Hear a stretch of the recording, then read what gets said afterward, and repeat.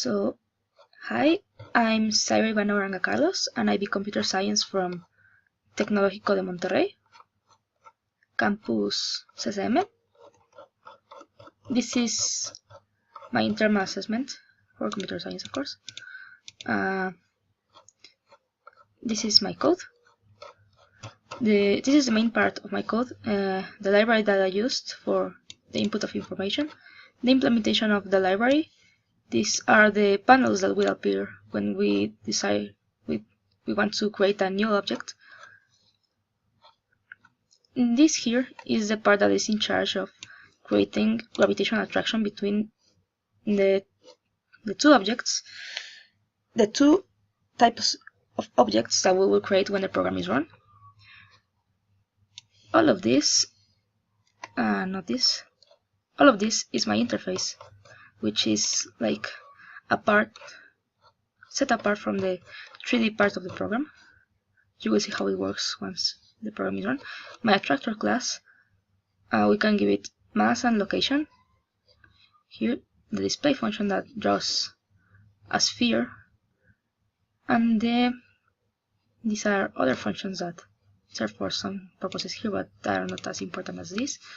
The mover class, however, is really more complex than the attractor class is.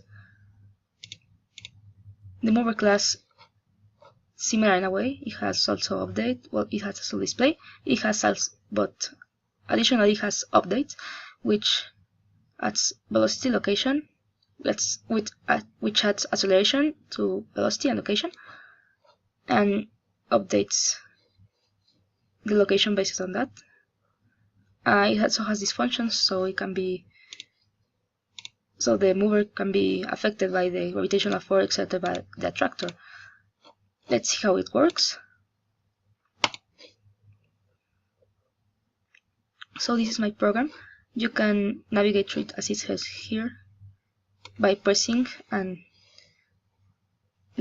press the mouse and dragging. Yeah, you cannot get far from here, so.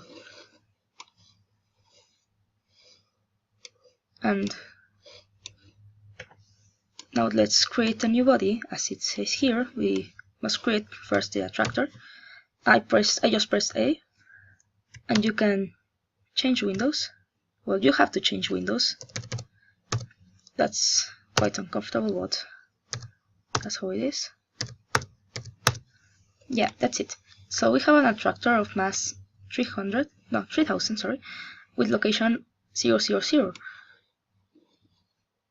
Now we're gonna create a mover object. We enter the mass, for example 300. I want its location to be 800, 800, and 800 on all of its axes, and the velocity has to be rather small, if not the object will go really, really fast. So I want it to be, for example, 5, 0, 5, 0, 4. So there's my object, and this is influenced by this one here, and it's getting closer, and it's gonna start, hopefully it's gonna start orbiting like a planet, yeah, because sometimes it gets just like launched really, really far away. Here we have the data for the mover. This is the mover, of course. The location, you can see how it's changing. The speed, also changing. And the acceleration magnitude. This one gets smaller as the body goes away, and gets really big as the body goes really close to the attracting body, because in the code it's only implemented Newton's law of gravitation, but from that formula it derives that the acceleration is proportional to the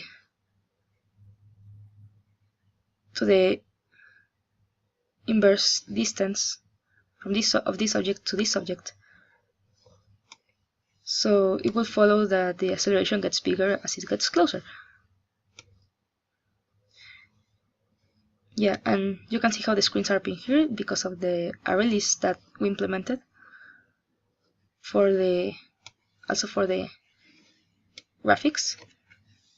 I can create another mover object. We have 400 mass, and I want it to be like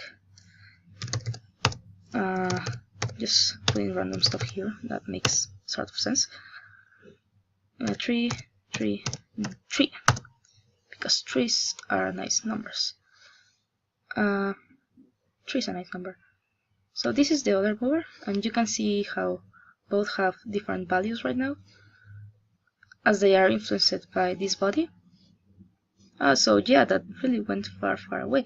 This one is still orbiting, so yeah, that's how the acceleration is ridiculously small, because it's ridiculously far from this, and actually the location is getting really, really big. So this is how my program works, and this is my internal assessment for computer science.